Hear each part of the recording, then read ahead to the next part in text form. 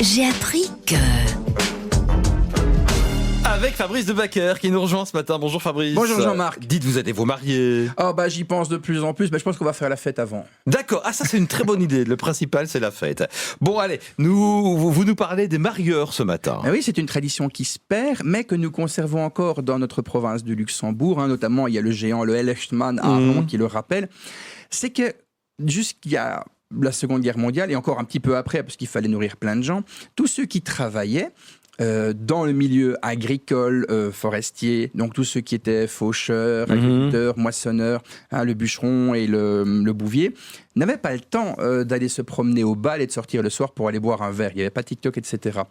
Donc souvent, un des anciens paysans qui avait beaucoup d'enfants qui pouvaient travailler les terres à sa place, il faut savoir que les terres étaient prêtées par un propriétaire et qu'il fallait les faire fructifier, se baladait de famille en famille pour essayer de nouer des relations. Donc là, il y a une famille pauvre avec beaucoup d'enfants et peu de terrain, mais la terre est bonne. Et là-bas, il y a une famille un peu plus riche avec une seule fille, mais la terre est mauvaise. Donc si on les mettait ensemble, ça pouvait générer du bénéfice. Ouais, D'accord. Il y avait peut-être une question de sentiment qui venait. Mais le mec faisait ses études comme ça. Mais pas au début, c'est une question économique. Oui, c'est une question économique. C'est logique, en fait, tout le monde devait manger, malheureusement. Et donc, le dimanche, le gars présentait le jeune garçon à la jeune fille, et puis il allait parler avec les parents pendant que les deux autres dansaient.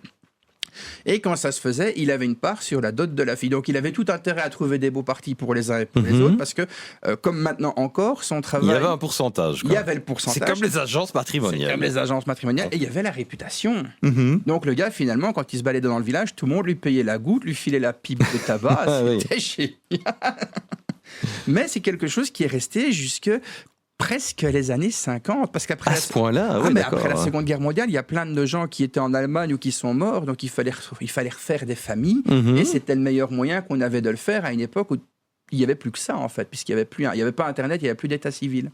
Voilà, merci pour cette notion historique du marieur chez nous en province de Luxembourg. Merci beaucoup Fabrice, bonne journée. Merci Jean-Marc, au revoir.